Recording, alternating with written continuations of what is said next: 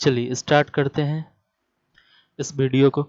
और इस वीडियो को स्टार्ट करने से पहले एक चीज़ हम आपको बताते हैं कि ये वीडियो हमारा जो इससे पहले वाला वीडियो था उसी का सेकेंड पार्ट है, क्योंकि वहाँ पे कुछ टेक्निकल इशू आ गए थे जिस कारण से मुझे वीडियो को बीच में स्टॉप करना पड़ा था और मैं ये दूसरा वीडियो बना रहा हूँ, मतलब उसी वीडियो का ये सेकेंड पार्ट है। तो देखिएगा वहाँ पे कॉन्सेप्ट दो करवाए थे हम लोग, आउटस्टैंडिंग करवाए थे और प्रीपेड करवाए थे। अब तीसरा कॉन्सेप्ट है बाबू हमारा एक्रूड इनकम का। तो एक्रूड इनकम क्या है? Income earn but not at receipt, कि इनकम हमने कमाया लेकिन अभी तक पैकेट में कुछ आया नहीं, समझे? तो उसको क्या बोलते हैं? Accrued income. तो ध्यान दीजिएगा, अगर कोई इनकम आप कमा लेते हो और अभी तक वो मिला नहीं है तो वो जो बिजनेस के लिए होता है वो एसेट्स होता है, क्योंकि आज न कल वो कैश के फॉर्म में आपको मिलेगा और cash equal to assets, cash का मतलब एसेट्स होता है। तो ध्यान दीजिएगा, अब इसका जो जर्नल एंट्री बनेगा तो एसेट्स का बढ़ना क्या होता है? डेबिट होता है। तो जर्नल एंट्री जो बनेगा बेटे तो होगा accrued income, accrued income account debit to income,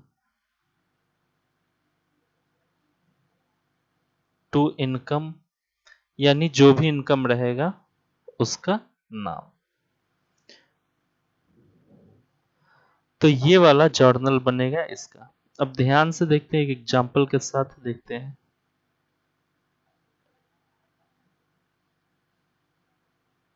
तो देखिए सबसे पहले एनालिसिस कर ले, एक्रूड इनकम बिजनेस के लिए क्या हो गया बेटे? एसेट्स हो गया। तो एसेट्स का बढ़ना क्या होता है? डेबिट। और साथ साथ जो इनकम आया है, जो इनकम मैंने जनरेट किया है वो मेरे लिए इनकम है, उस इनकम का नाम लिखेंगे यहाँ पे, उस इनकम का नाम लिखेंगे। तो इनकम का बढ़ना क्या होता है? क्रेडिट होता है। तो इसी प्रकार से अब एक क्वेश्चन देख लेते हैं।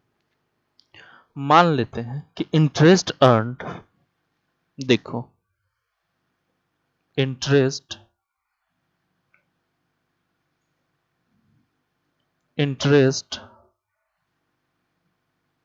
अर्न्ड ₹50, ₹5000। इंटरेस्ट कितना अर्न किए? 5000।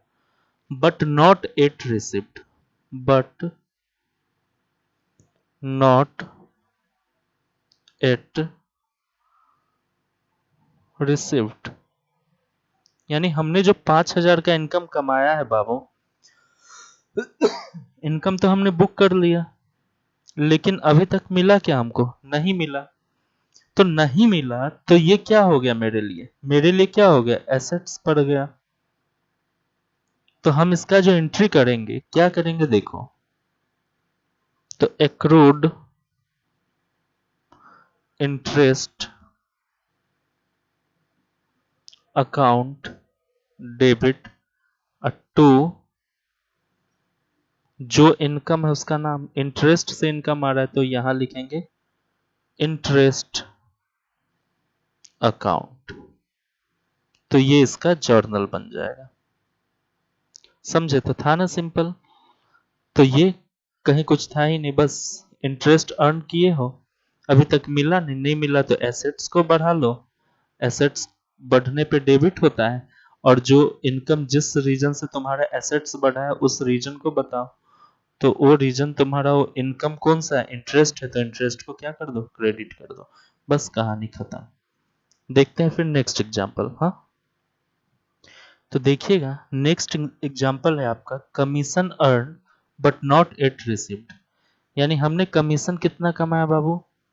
कमीशन तो हमने 1500 रुपये का कमाया, कमीशन तो अर्न कर लिए हाँ, बट नॉट एट रिसीव्ड। क्या अभी तक कमीशन मिला हमें? जी नहीं सर, कमीशन तो अर्न हो गया, कमीशन अर्न हो गया। तो ध्यान दीजिएगा, फिर हम क्या लिखेंगे? कौन सा एसेट्स बढ़ा हमको? Accrued, accrued commission account debit, income कहाँ से हो रहा है? तो कमीशन से हो रहा है। इनकम कहाँ से हो रहा है बेटे? कमीशन से हो रहा है। तो कमीशन अकाउंट को क्या करेंगे? क्रेडिट करेंगे। और अमाउंट 1500। 1500। फिर से देखिए एनालिसिस, एसेट्स का बढ़ना डेबिट होता है और इनकम का बढ़ना क्रेडिट होता है। इसी रीजन से ये एंट्री बना है। समझ में आ गया? तो ये दो एग्जाम्पल के माध्यम से हमें क्लियर हो गया कि एक्रूड इनकम क्या होता है। चलिए ठीक है, तो फिर देखते हैं फिर नेक्स्ट पॉइंट। हाँ,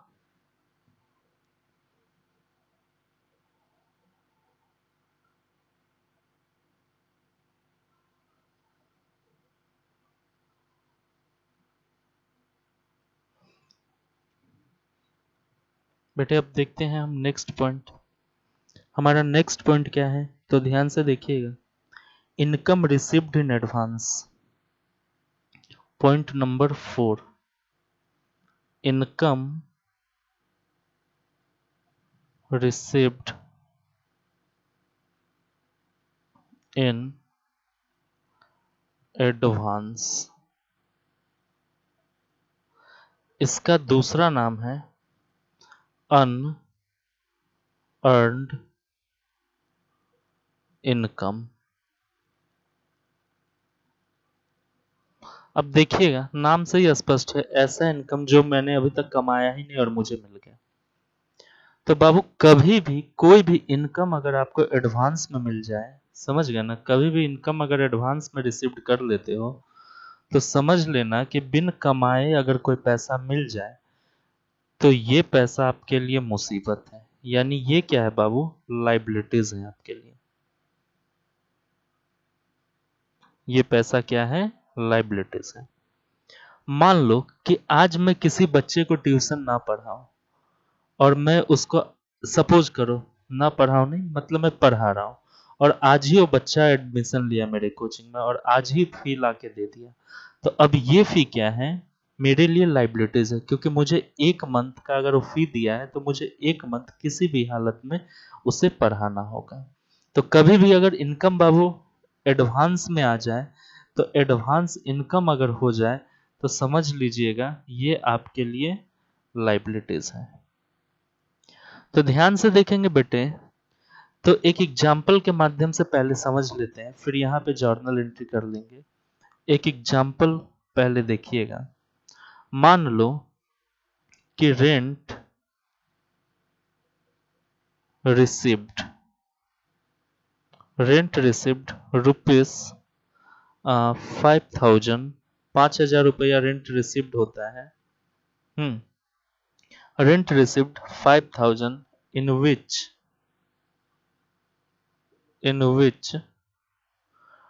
2000 in which rupees 2000 is advance।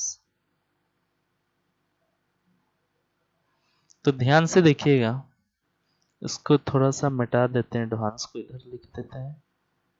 In which 2000 is क्या है बेटे?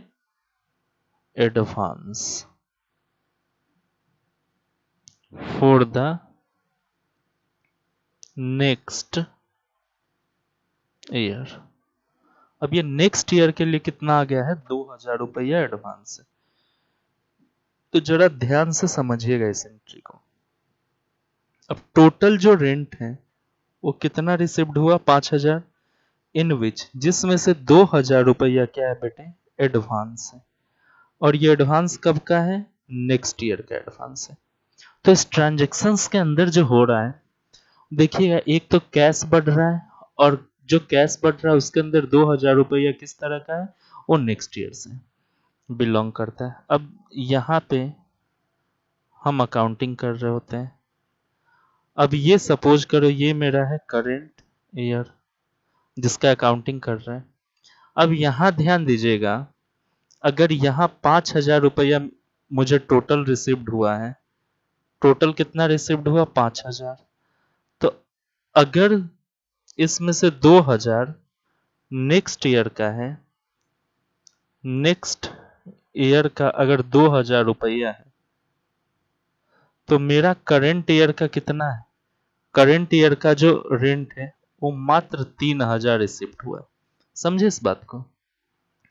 ओवरऑल कितना रिसिप्ट हुआ, 5000। इस 5000 में से मेरा करंट ईयर का हो गया 3000 और 2000 कह रहा है कि नेक्स्ट ईयर का है, तो 2000 चला जाएगा नेक्स्ट ईयर में। अब जर्नल एंट्री जो हमारा अकाउंटेंट किया होगा वो क्या किया होगा, सबसे पहला एंट्री जो किया होगा वो तो ये पूरे 5000 का कर दिया होगा, और एंट्री क्या किया होगा, cash account debit to rent. Income कहां से आ रहा है बाबू, रेंट से, तो रेंट अकाउंट को क्रेडिट किया होगा। और कितना से किया होगा, देखिए 5000 से डेबिट और 5000 से क्रेडिट किया होगा। अब कैश को बढ़ा लिया होगा क्योंकि एसेट है, एसेट्स का बढ़ना डेबिट होता है और इनकम का बढ़ना क्रेडिट होता है। लेकिन जब इसको ये पता चला कि भाई इस 5000 में से, इस 5000 में से 2000 रुपया, इस 5000 का जो रेंट आया है इसमें से 2000 नेक्स्ट ईयर का है, तो वो फिर क्या करेगा, इस 2000 का एंट्री पास करेगा। और कैसे करेगा, यहाँ तो काट के एंट्री नहीं किया जाएगा, अकाउंट्स के अंदर काटना मना रहता है। तो देखिए वो एंट्री क्या करेगा, वो प्रीपेड का एंट्री क्या बनाएगा, जरा गौर से देखिएगा। वो क्या करेगा, ये जो रेंट का इनकम 5000 मान के चल रहा है ना, उसको 3000 कर देगा। क्या कर देगा बेटे, 3000 कर देगा।